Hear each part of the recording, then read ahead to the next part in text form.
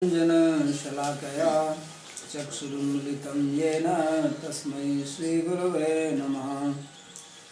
वन्देऽहं श्रीगुरोर्श्रीयुतपदकमलं श्रीगुरून् वैष्णवांश्च श्रीरूपं साग्रजातं सहगणरघुनाथान्वितं तं सजीवं साद्वैतं सावधूतं परिजन सहितं श्रीकृष्ण चैतन्य देवं श्रीराधा कृष्ण पादान् सहगण ललिता श्री विशाखान्वितांश्च। हे कृष्णा करुणा सिंधु दीनबन्धो जगत्पते गोपेश गोपिका कान्त राधा कान्त नमोस्तुते। तप्त कांचन गौरांगी राधे वृंदावनेश्वरी वृषभानुसुते देवी प्रणमामि हरिप्रिये। नमो महावदान्याय कृष्ण प्रेम प्रदायिने कृष्णाय कृष्ण चैतन्य नामिने गौरत्विषे नमः। पंचतत्वात्मकं कृष्णं भक्तरूपस्वरूपकं भक्तावतारं भक्ताख्यं नमामि भक्तशक्तिकं। श्री कृष्ण चैतन्य प्रभु नित्यानंद श्री अद्वैत गदाधर श्रीवासदि गौर भक्तवृंद। हरे कृष्णा कृष्णा कृष्णा हरे हरे हरे राम राम राम हरे हरे। जन्माद्यस्य यतोऽन्वयादितरतः चार्थेषु भिज्ञस्वराट् तेने ब्रह्म हृदयादिकवये मुह्यन्ति यत्सूरयः। तेजो वारिमृदां यथा विनिमयो यत्र त्रिसर्गो मृषा धाम्ना स्वेन सदा निरस्तकुहकं सत्यं परं धीमहि। नारायणं नमस्कृत्य नरं चैव नरोत्तमं देवीं सरस्वतीं व्यासं ततो जयमुदीरयेत्। Reading from Srimad Bhagavatam, 4th Canto, Chapter 9, verse number 3. So we read that Dhruva Maharaj, he went to the bank of Yamuna after being instructed by Narada and started his meditation on the Lord as he was instructed by Sri Narada. And he was very austere, as we read that in the very first month he was eating once in a 3 day, then 6, then 9, then 12, and then he stopped eating or drinking, and then he even stopped breathing. And he was meditating on the Lord, the cosmic being, and because of that the whole earth was shaking and everybody's life here was stopped because he was not breathing himself. So then all the devas, they went to Lord Vishnu and asked him the reason for this. So he told them that this is because of Dhruva, and don't worry, I will go there. So then Lord went and he entered into Dhruva's heart and then disappeared like lightning. So then Dhruva, his samadhi was broken and he saw the Lord outside.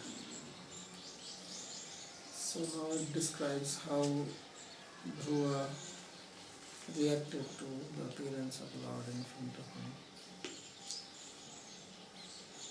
तद्दर्शनेन आगतः साध्वस चिताववन्दताङ्गं विनमय्य दण्डवत् दृग्भ्यां प्रपश्यन् प्रप्युबन्निवार्कर्भकः चुम्बन्निवास्येन भुजैरिवाश्लिषन्. So when he saw the Lord there, he was struck with wonder. So it's the most amazing sight he saw. So tad darshanena agata sadhvasa. Sadhvasa is a situation when some very important person suddenly appeared without announcing. So then you become full of fear, anxiety, tension, how to receive this person, happiness, surprise, all these things combined together. It's called sadhvasa. So he was also like that. Suddenly he is seeing the Lord. So he Shitau Avandatangam Vinamaya Dandavat. So immediately he fell on the ground like a stick to pay obeisance to the Lord. And then he was seeing the Lord with his eyes. Dribhya Prapasyan Prapiban Iva Arbhakas. So when he was seeing the Lord, it was as if he was drinking him with his eyes. Because it was such an amazing sight. So all the senses were attracted to the beauty of the Lord. So he could not take his eyes off. And Chumbani Vasyena Bhujairi Vasyena. And as if he was kissing him with his mouth and as if embracing with his arms. So basically when Lord appears in front of a person, then all the senses are attracted to him. That's why people manifest all these symptoms of ecstasy. So usually when you see some object, then you are only seeing, you don't smell, you don't feel. But Lord has got all wonderful qualities that simultaneously every sense is attracted to him. And every sense demands the attention of the mind. Because mind can only be with one sense at a time. If you are seeing, then mind is with the sense of seeing. If you are smelling, then mind is with the sense of smell. If you are hearing, then it is with the sense of hearing. But every sense wants that mind should stay only with that sense. And when we are seeing and also hearing, the mind fluctuates from one to another. But if the object is so beautiful that eyes don't want that mind fluctuates even for a fraction of a second, then there is a tension among the senses. Every sense is pulling the mind to itself. And that's why the devotee falls in ecstasy. When the mind doesn't know what to do, and the person loses consciousness. That's how the ecstasy manifests.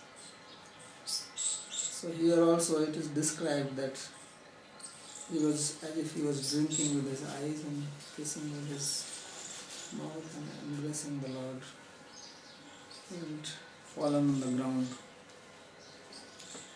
Agat sadhvaso jat ananda sabhrama. So agat sadhvaso means that he was full of bliss and also in a sense of anxiety. Drigdhyam mukharvinda madhuryam prabivaniva prapasyan. So as if he was going to drink him with his eyes, the beauty of the face of the Lord. Asyena charnarvinda madhuryam chumbaniva.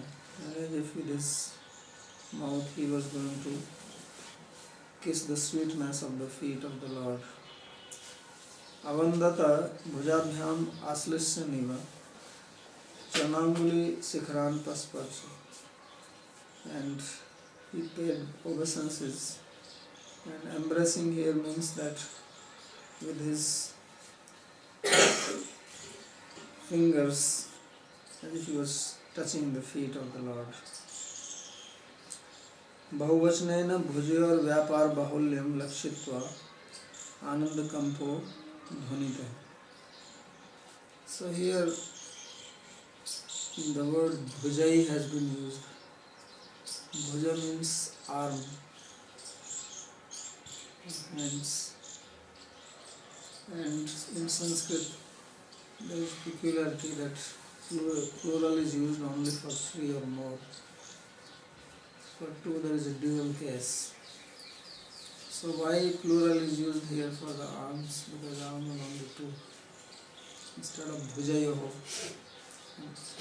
bhujabhyam, why bhujai has been used? Should have been bhujabhyam. Bhujabhyam is ashlisana. So he says that, this is a commentator commenting, says because his hands were shaking out of love, it appeared as if he has many hands. They are not in one place, they are moving. He appeared with two hands, with two arms? No, this is Dhruva. Oh, Dhruva was... It is Dhruva who was as if drinking the Lord with beauty with his eyes and embracing him and kissing. So he only has two arms. So, but why plural is used? Because his hands were moving. So it appeared as if he had more than two hands. So therefore he says that it signifies Ananda Kampa, or shaking of hands out of happiness. The hands were also in bliss. Satam vivakshantam atadvidam harir gyattvasya sarvasya cha hridi avastitaha kritanjalim brahma mayena kambuna tasparshabalam kripya kapole. So at that time when Lord saw him, he could understand that Dhruva did not know what to do. Dhruva was trying to pray to the Lord, which is the custom. If Lord appears, then people pray to him. But Dhruva was not educated, he didn't go to school. He did not know ABCD. So how to pray? So therefore he said, Vivakshantam atadvita. He saw that Dhruva wants to say something. Lord understood. Because Lord is also the knower of everybody's heart. He sarvasya cha hridaya avastita. How did he know? Because he is situated in the heart of everyone. So he understood that Dhruva wants to say something but doesn't know what to say. So Vivakshantam atadvidam, who did not know what he should say. So then what he did? Kritanjalim brahma mayena kambuna pasparsha balam kripya kapur. So the bala, the boy who was standing with folded hands, then Lord, he touched him with his conch on his cheek. So just like when they are small children and you want to show your affection, then what do? You touch them on their cheek. So Lord cannot touch because he has got all his four hands occupied. So when he touched, is touched with the conch, right? Because he is holding the conch, so how to touch it? You cannot touch with the chakra, it will cut. So either he has to touch with the lotus hand, lotus will touch, or with the conch. So he touched with the conch. Why? Because conch here is the signifies the Vedic knowledge. Because he blow the conch, conch means sound, sound means knowledge. So conch signifies Vedic knowledge. So therefore it is here said Brahma Mayena Kambuna. Kambu means conch and Brahmamaya means personification of the Vedas. So when he touched Dhruva with his conch, then Dhruva got all knowledge. So when I was a child, when I heard the story, I was thinking like this. That if I could also meet God and he touches me, then I get all the knowledge. This is very nice. You don't have to study. You don't have to go to school. And you're spared all the trouble. And you're educated.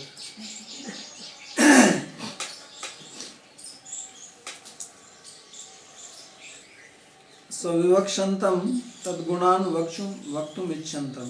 So Dhruva was desiring to describe the qualities of the Lord. Atcha atadvidam. But he was not educated.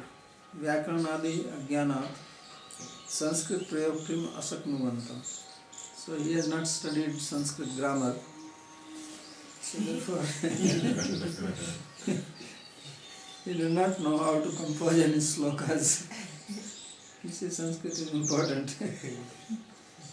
So Lord, he understood this, and therefore asya ityadi brahmamayena vedatmakena sankhena. And he touched his cheek with love and affection with his conch, which is Vedic knowledge. Savai tadeva pratipaditam giram devim parigyata paratma nirnayah tam bhakti bhavodhya grinadat sattvaram parishrutorusravasam dhruvachitihi. So then what did he do?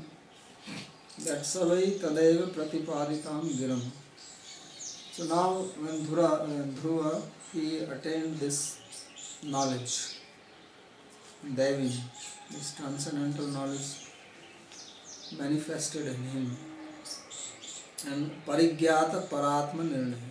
So he became knowledgeable about body, soul, and super soul, prakriti, mahatattva, everything. All the 24 principles, so Nyaya, Vasasika, everything became manifest to him. So therefore he says that parigyata para atma nirnaya. Parigyata means he became realized. Pari means all round. Gyata means knowledge. So he got complete knowledge. And para atma means transcendence. So then what did he do? Tam bhakti bhava abhyagrinad asatva. So then slowly he started reciting prayers to the Lord. Parishruto urusravasa. Lord, whose glories are famous, are known to people. And Dhruva here is called Dhruva Kshiti. That Dhruva who is going to get his own place in future. So what is the significance that he got this knowledge by contact of this? The significance is that actually transcendental knowledge comes only from the Lord. No one can have this knowledge except by the grace of the Lord.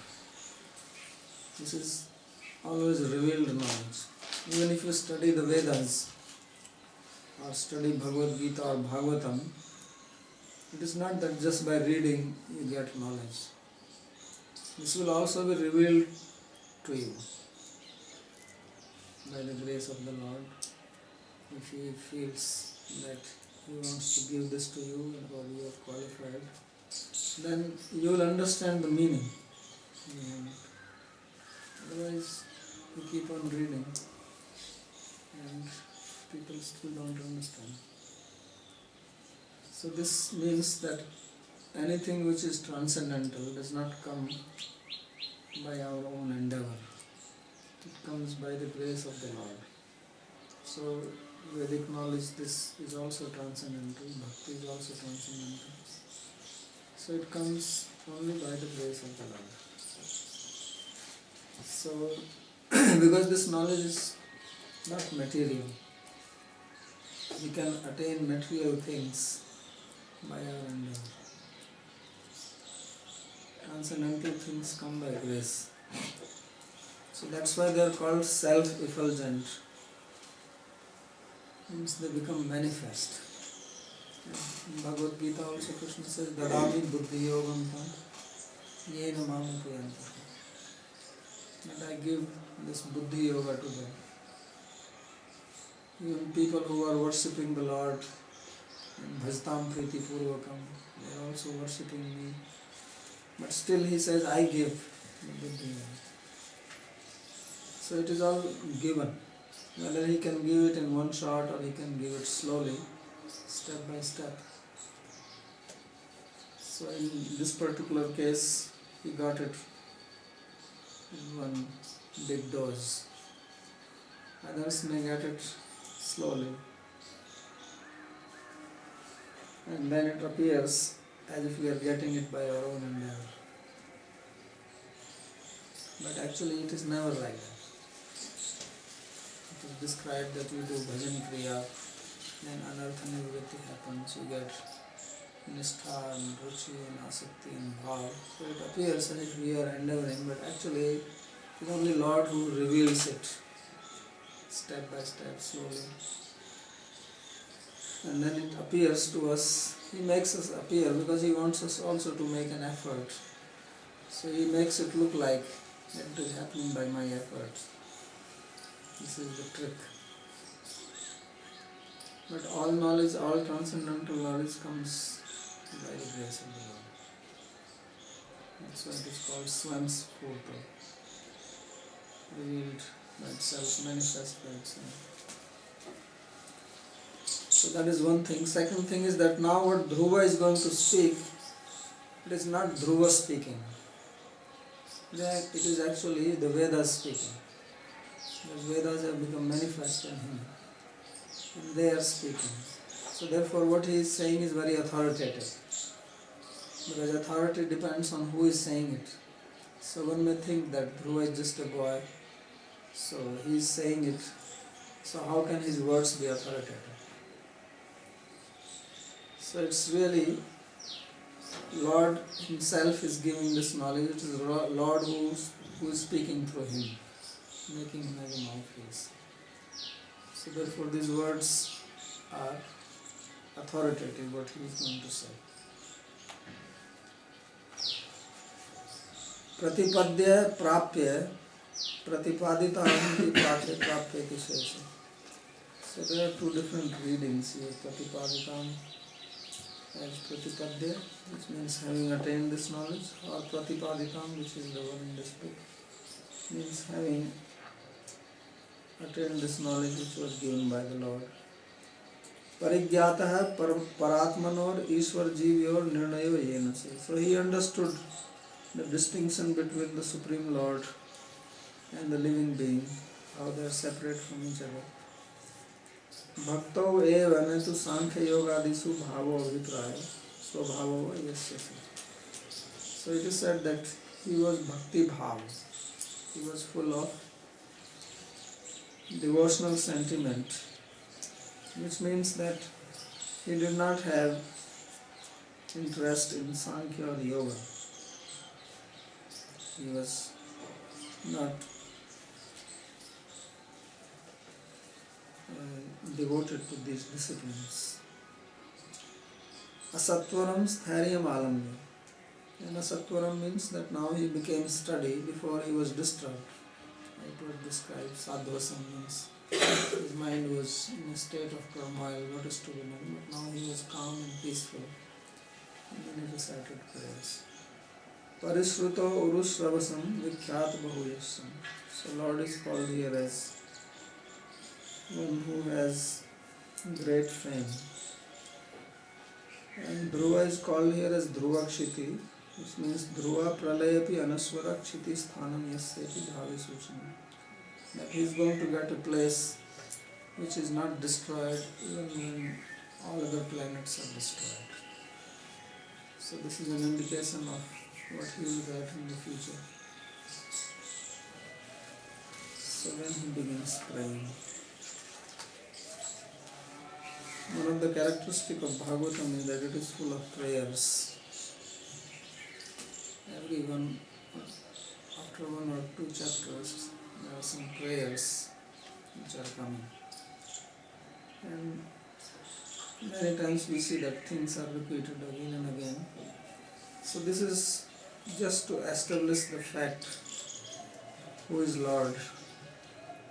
Because we have only one problem, and that is ignorance about the Lord.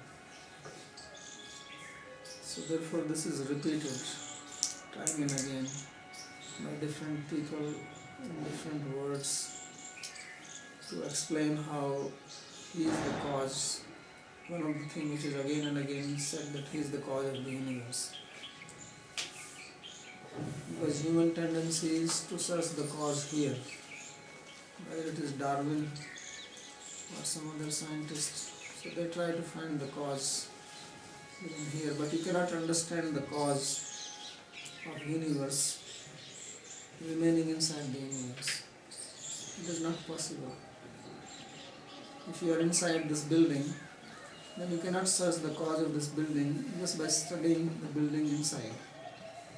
It's not possible. Whenever anything is produced, whatever has gone inside to produce, there is also something which is outside it. So that factor we cannot understand just by studying that particular object. So if you want to know the universe, then there has to be taken some factor into consideration which is outside the universe.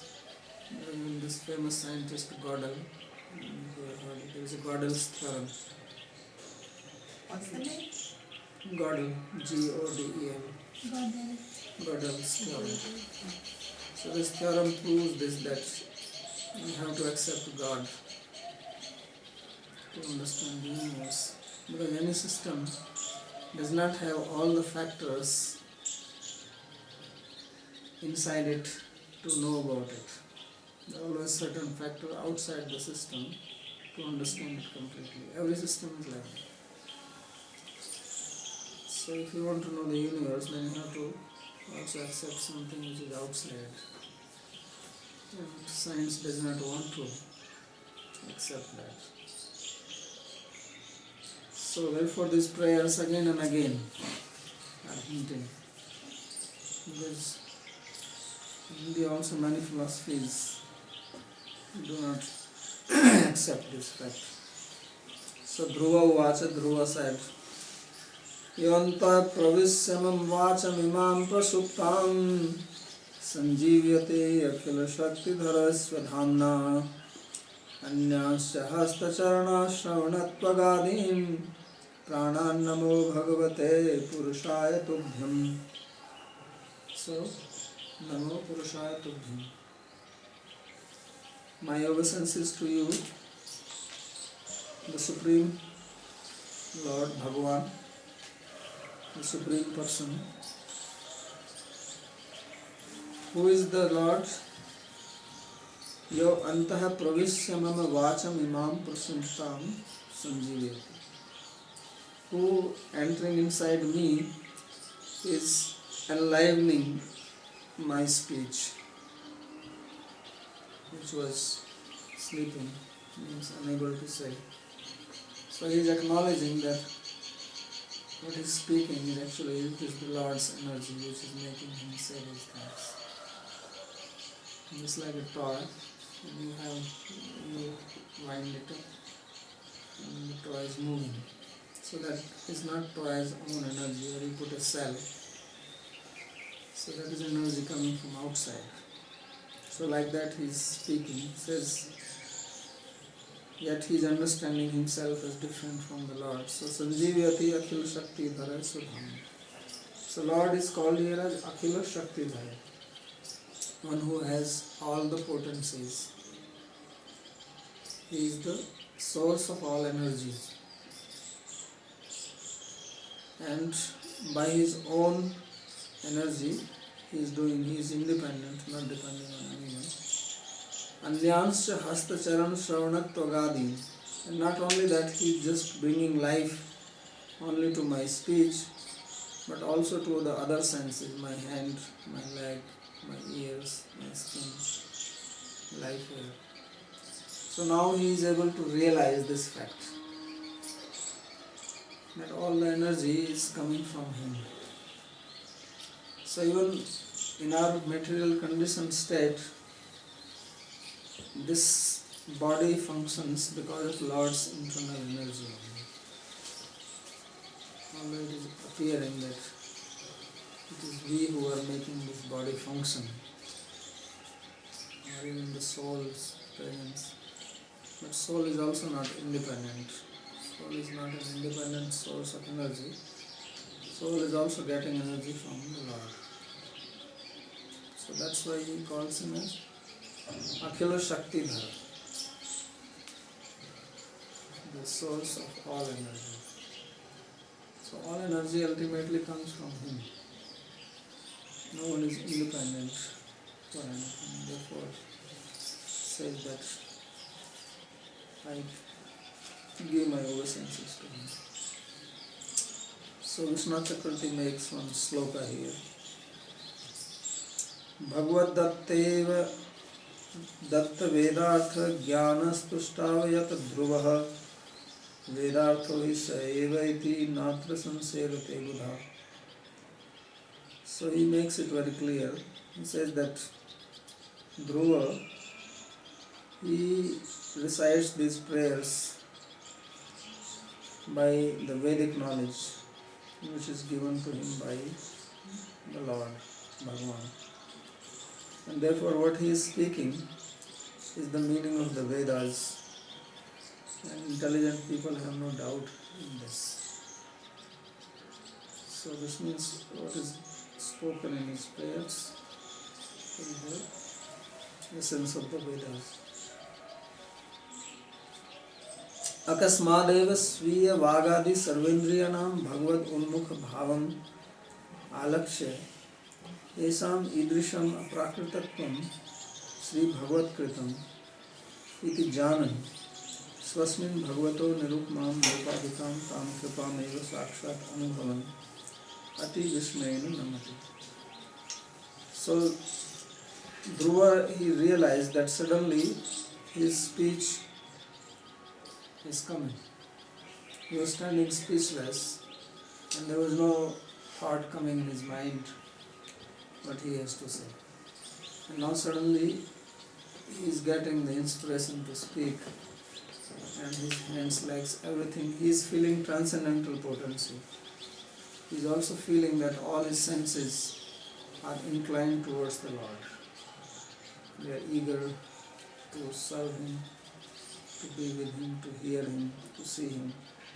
So seeing all this inspiration of his senses and speech, he understood that this is not material and it is happening by the grace of the Lord.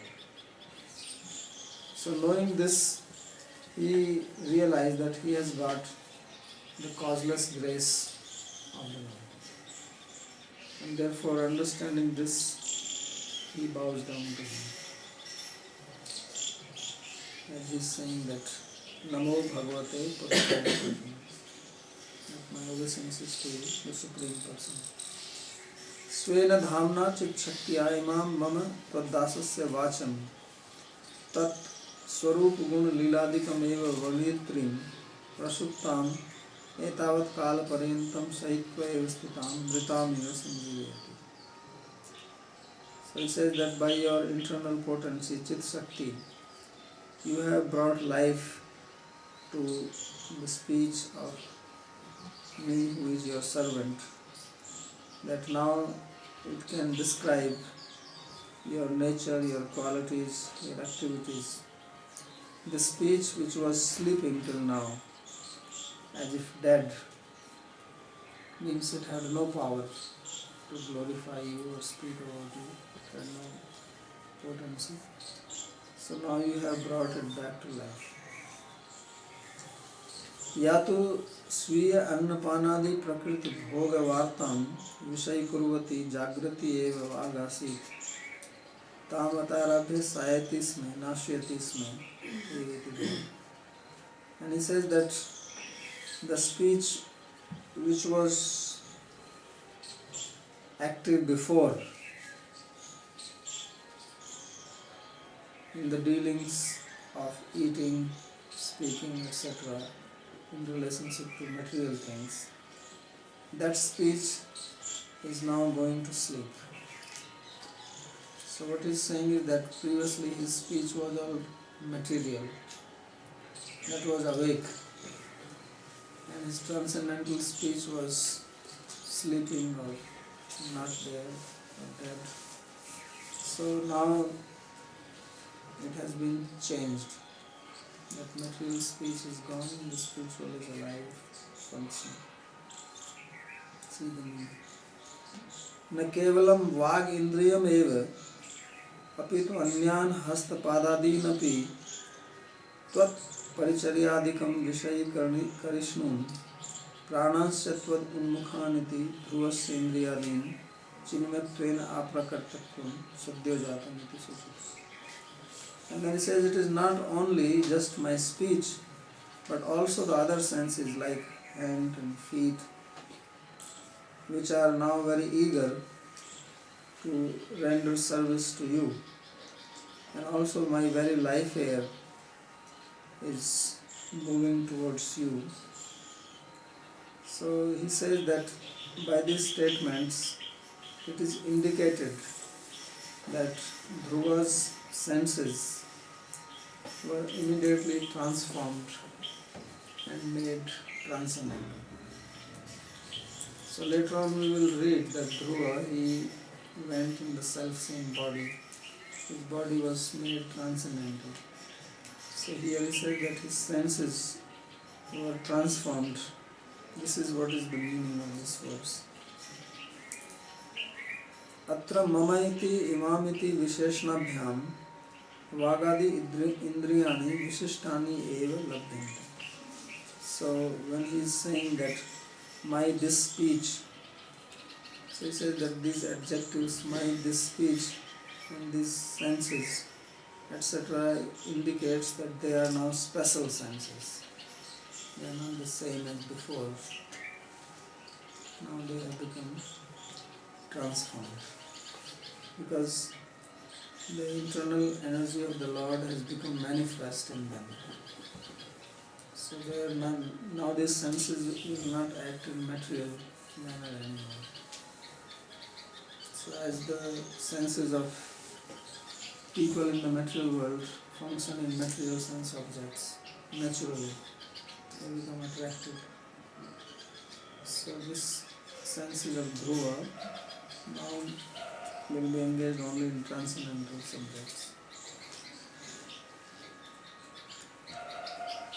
एकस्त्वमेव भगवन्निदमात्मशक्त्या मायाख्ययोरुगुणयामेदाद्यशेषं सृष्ट्वानुविश्य पुरुषस्तदसद्गुणेषु नानेव दारुषु Vibhavasu वद्विभासि. He says that you are one, and by your own internal energy you enter into everything by creating through your Maya. So you create everything beginning from Mahat Tattva, Ahankara and so on, and then you enter into them. But the living being, what is he doing? Purusastad asad guneshu nanaiva darusu vibhavasu vadvibhasa. So just as there is one fire, and one fire manifests in many ways. So similarly, there is only one Lord in everything, and He is manifest in different ways. So, although one, but appears many because of the different manifestations with the help of Maya. So these people, ignorant people, they do not understand this. They see the variety here. So therefore the Upanishads say, Neha nanasti kinchana. But there is no variety here. Sarvam idam, sarvam khalu idam brahman. All this is the absolute. So, out of ignorance, out of rajaguna, we see the variety. If one is situated in pure sattva, then one does not see the variety. Variety is created by rajas. And when one is in tamas, then one does not understand anything. साधारणानि तानि जडानि तु सर्व साधारण जगताम त्वं माया शक्त्या सह प्रविश्य अंतर्यामी सन उदासीन एव चेतयसि इति जानामि एव इत्याह एके. So Dhruva says that even the senses of common people, they are inspired by the Lord only. So, but He inspires them while remaining indifferent. Dasa. So although He inspires them, then people, they do not understand that He is present in everything. So from Maya Shaktya Saha Pravishya, Lord enters with His Maya potency and remains indifferent, although giving energy. Anupravishya Purushoantaryami Tasya Maya Satsu Guneshu Indriyadisu Chetetu Stitasan Naleva Bhasa. And after entering the Purusha, then the Maya of the Lord, this creates the variety and makes one think that there are so many things. Tvena tvad bhaktanam indriyani tvad prasadatvam eva vishaykuryanti tvad mayani aprakritani eva bhavanti. But the senses of the devotees of the Lord, by the grace of the Lord, they only understand the Lord in everything. So they are able to perceive the presence of the Lord in everything. And others who do not have the grace of the Lord, they are unable to perceive this. So they see the variety. They see different objects, but don't understand the underlying principle behind it. So Anyasam tu tani mayam eva visukurvanti, and therefore they only accept the maya, the external energy. Maya mayani eva, and therefore their senses are material, while the senses of devotees are spiritual because they are accepting or perceiving spiritual things. Swadhamna iti maya khyata padabhyam siddhanta dhvanita. So there are two words which are used in this verse. One is Swadhamna, which was used in the previous verse, where Dhruva used that by your own potency you are making my senses inspired. And here in this verse the word used is Maya. So therefore these two different types of perceptions are indicated in these two verses.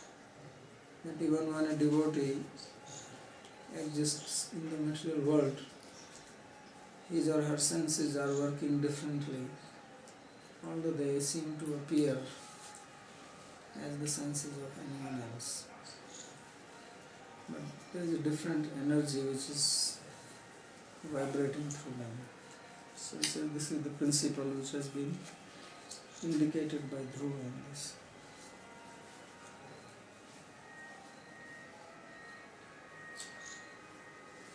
Tvaddhattaya vayunayadamachashta visvam sukta prabuddheva natha bhavat prapanna tasyapavarga sharanam tavapadamoolam vismarayate krita vida kathamartha bandho. Says that people like Brahma, O Lord, they see this world by the knowledge given by you, just as a person who wakes up from sleep. So just as a person who wakes up from the sleep and sees things, like that Brahma sees the world arranged by the Lord. And tasya apvarga sharanam tav padamulam vismaryata. So you are the shelter, the lotus feet are the shelter. You are the giver of apvarga or liberation. So those people who are grateful, how can they forget you? You are the Artha Bandhu or the friend of the distressed. Tvameva sarva shakti dharas tvadat jnanadi matam bhaktanam eva kritagyanam tvam bhajaniyo bhavsi ityaha tvadatya. So he said that you are the holder of all the energies, and devotees, they get knowledge from you and they are very grateful to you, and you are their worshipable Lord. This is being described in this verse. Bhavat prapanno brahmadihi. Bhavat prapanno, the word literally means surrender to you. So this is Brahma, etc. Sankadirva, or the four Kumaras. Jnani bhakta tvad dattaya vayunaya jnanina idam vishwam achastaya pasya. So these enlightened devotees, with the knowledge given by you, they see this world. How do they see it? Katham supta purusha prabuddhasam yatha pasyati. Just as a person who wakes up from sleep and sees. Atah krita vida tvat kritam eva upkaram janata tasya ta padmulam katham vismara. So these people who have this knowledge that it is only by your grace that they understand, they don't forget your feet. And how are your feet? Idrisham apvargasya apvargo mukti tadarhasya jigyasu bhaktasya saranam evam bhutam. So they are the shelter of an inquisitive devotee, because your feet, they give the mukti. Tvattaiva labdha jnanapi tvam abhajanta kritagna eva itya. But those people who gain knowledge from you but don't worship you, then they are ungrateful. See the meaning. So, meaning is that if one is not a devotee, even if he has got knowledge from the Vedas and understanding, and is not worshipping the Lord, then he is a kritagna, and such a person ultimately will fall down from his position. Hey Artha Bhaktasya Bandhu. So he is addressing the Lord as Artha Bandhu. Evam cha jnani bhakto jigyasu bhakta Artha Bhaktasyaiti Sri Gita Upanishad Bhaktastrayo Vyakhya. So he is relating this verse to the one famous verse of Bhagavad Gita, where Krishna says that there are four types of people who worship me. Chaturvidha bhajante mam.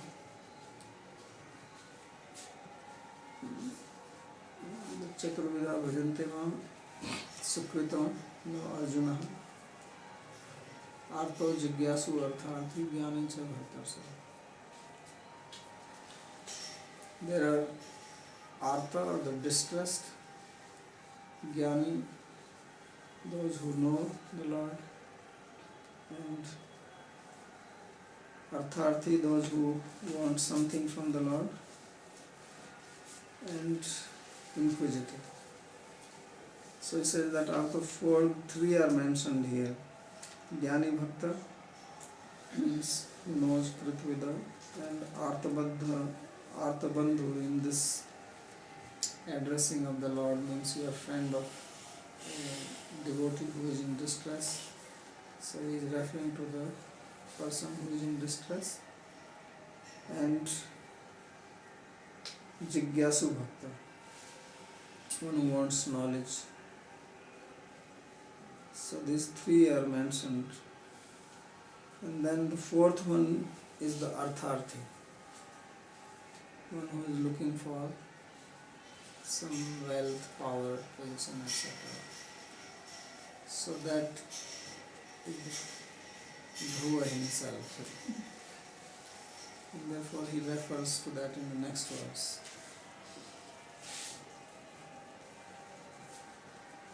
Nunam vimushtat matayastav mayayate ye tvam bhavapya vimokshanam mananya heto archanti kalpakatarum kudupopabhogyam icchanti yat sparsajam niryepi nirnam.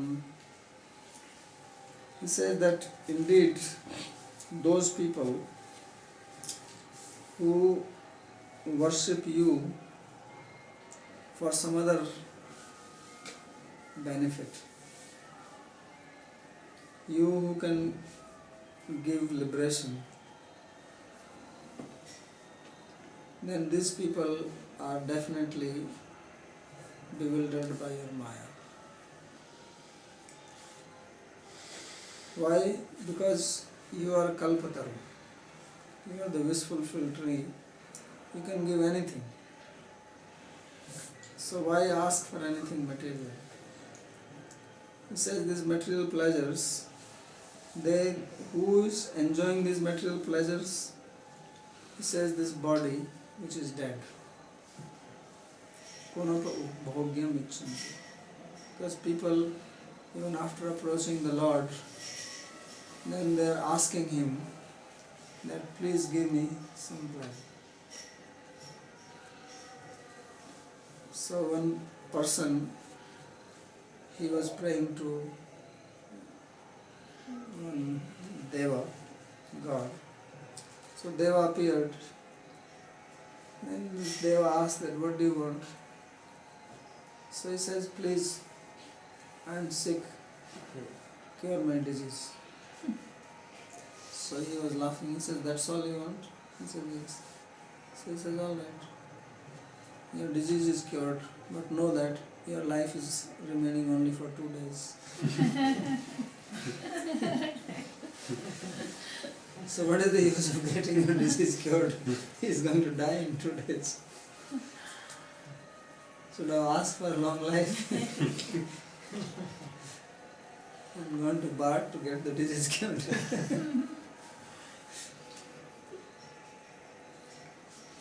So he come to the Lord and then he asks for these material pleasures. And material pleasures, he says, these are only for this dead body, not for the soul.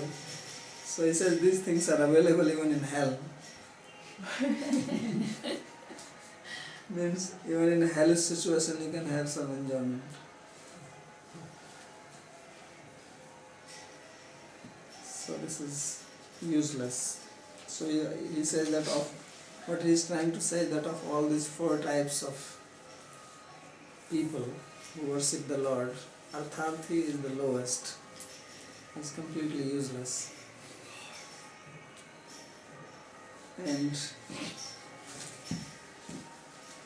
basically, as Srimad Chakravarti says that, he says that I am the one of those 4.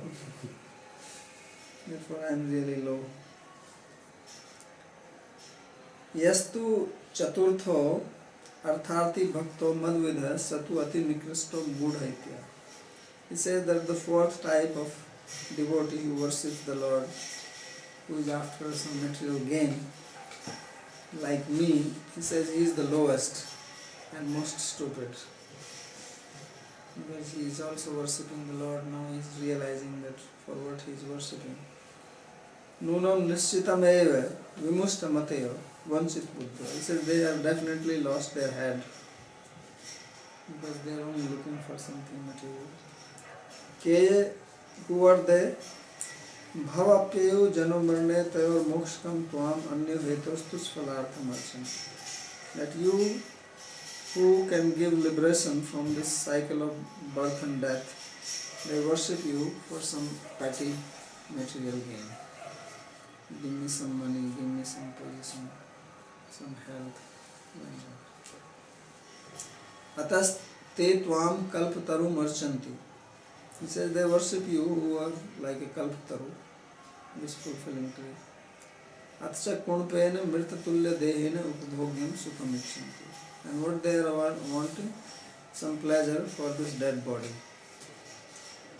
Nacha ichha yogyam tat. He says this is not worthy of asking, it is useless. So it says, when he says yataha yat sparjam visha sambanjanyam sukham tanarkepi sukaradi yono api bhavati. He says this type of pleasure which comes from the contact of senses with sense object, this is available in the hell. Hell means in hellish body like a pig or a dog. So they can also enjoy. So what is the big deal if one becomes a human being and then ask for the same pleasures which even a pig or a dog can enjoy? So that is not very great, and that is not making one wonderful, better than animals. So conclusion is that if you want to ask to the Lord, don't ask anything like this. So I will stop here. Is there any question? Any other question? There is a verse in, I don't know if it's correct,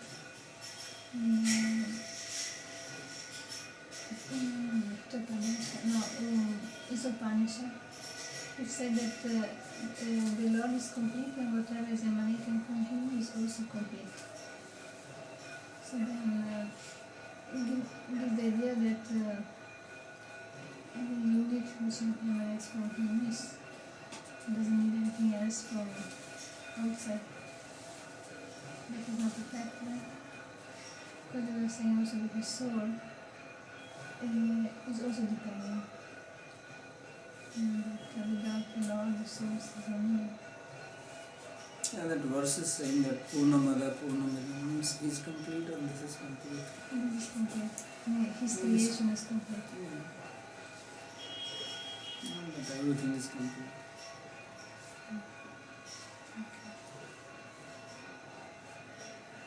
Is there any practical difference between Dhruva Maharaj's state that the Lord infused him with Shakti, and he went back, when he left the world, he went in the same body? Is there any practical difference in this and Shaktavesh Avatar? Is he a Shaktavesh Avatar? Dhruva? Dhruva. No. Shaktavesh Avatar means when Lord empowers some person to do some specific activity for the benefit of the humanity. Means his Shakti descends. That is called Shaktavesh. Could be that sometimes Lord himself comes for specific purpose, or he empowers some living being. Usually a living being, when they are Avesh means like possessed. It's like a ghost possesses a person. So like that a person becomes possessed by the energy of the Lord. And that possession is in two ways, that either that person has the ego that I am the Lord, or he has the ego that I am the servant of the Lord, devotee of the Lord. So sometimes some jivas also have this feeling that they are the Lord, although they are only jivas. Like Rishabdev, he is Satyavesh Avatar, but he was speaking as if he is the Lord.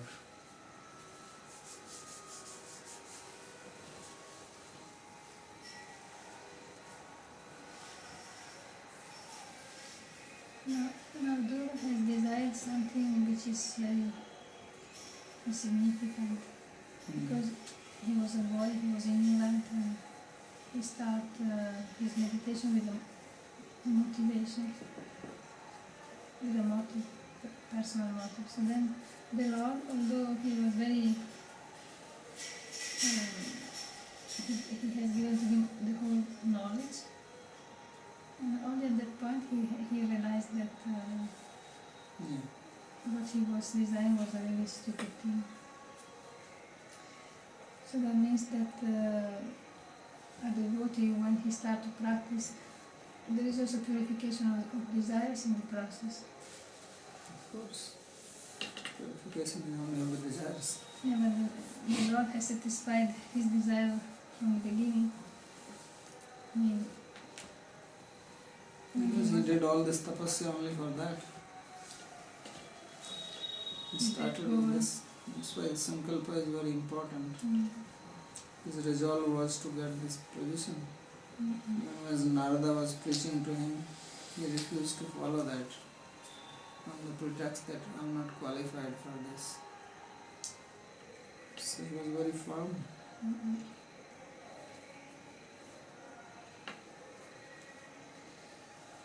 Therefore it has to be satisfied, otherwise people will think that Lord does not satisfy the desire, he only gives mukti. It will be another problem.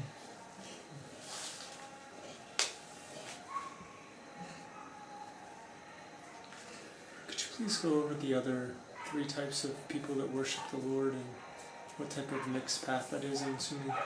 Those who want knowledge.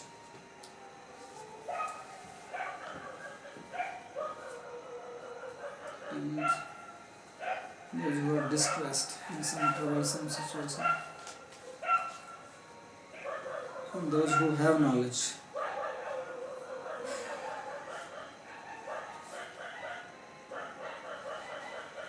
So we can think of those who want knowledge of mixing jnana and bhakti, and those who have knowledge as being pure bhaktas, and those who are distressed and want material pleasures as being like mixing karma with bhakti. Yeah, because the one who has knowledge he is worshipping, so he is not asking anything material. And other 3 have material motives. It is distressful situation, he wants to get rid of that. Or he wants knowledge. He also means he doesn't want Lord, he wants knowledge.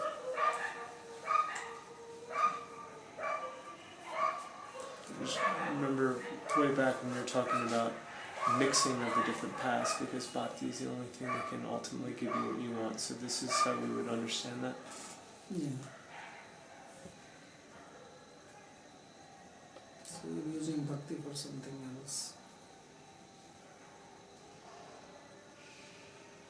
If some devotee uses this process to acquire mystic power, and then when he gets it, he's using it in the service of the Lord. Would this be appropriate, or can it be done like this to make it easier? What is the need for this mystic power? Why not just serve what you have?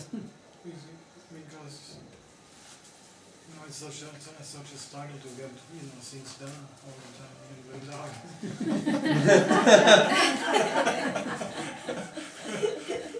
let me see Baba jacket.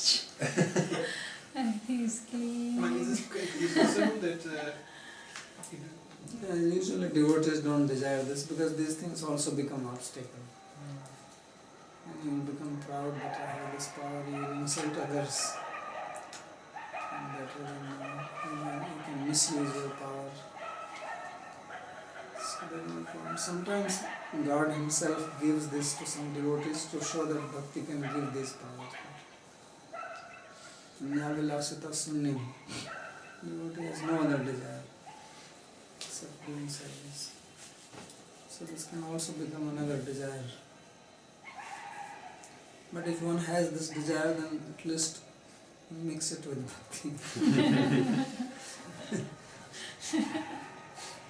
Instead of saying I want this, say that I want this for service.